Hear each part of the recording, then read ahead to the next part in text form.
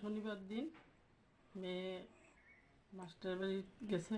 তারপর থেকে আমি আর সে মাস্টার বাড়ি দিয়ে আসার সময় যখন 5টা বাজে তখন অপেক্ষা করি মেয়ে আসবো, তখন মেয়ে আর বাড়িতে আসে না। আপনার মেয়ে আমার মেয়ে কয়টা নাগাদ বাড়ি থেকে গেছিল? 3:30 নাগাদ। হ্যাঁ, তারপর কি হয়েছিল? তারপর সে আমাকে ফোন করেছিল, কিন্তু কে জানি সে তার থেকে মোবাইলটা নিয়ে গেছে। তারপর আমার মেয়েকে এখন পর্যন্ত পাওয়া যাচ্ছে না। তো পুলিশে কি বিষয়টা জানাইছিলেন? হ্যাঁ, পুলিশকে জানাচ্ছি, মামলা করেছেন? মামলা করেছি কোন থানাতে? আমতলী থানাতে। আচ্ছা, তারপর পুলিশ কি কইছে? তারা পুলিশ কইছে যে তারা চেষ্টা করছে।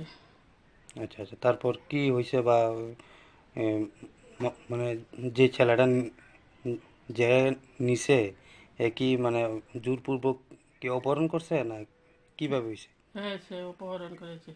আমার মেয়ে সায়েন্স নিয়ে পড়াশোনা করতো, ওর মনে কোনো এসব মনোবৃত্তি নেই।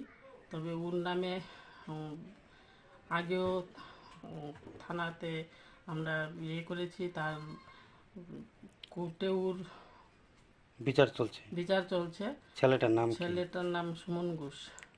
ও ওর থেকে বাঁচার জন্য আমার মেয়েকে অপহরণ করে নিয়েছে। ওই ছেলেটার বাড়ি কোন জায়গায়? ছেলেটার বাড়ি চৌমনি বাজার, নারায়ণ খামার। আচ্ছা, এর আগেও কি আপনার মেয়েকে ওই ছেলেটা অপহরণ করছিল?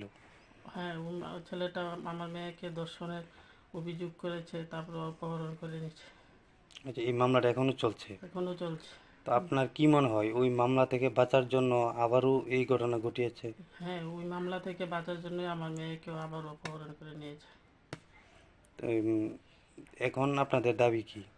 এখন আমাদের দাবি, আমাদের মেয়েকে আমাদের কাছে এনে দেখ, আর সুমন ঘোষকে যেন কঠোর শাস্তি দেওয়া হয় অপহরণের জন্য।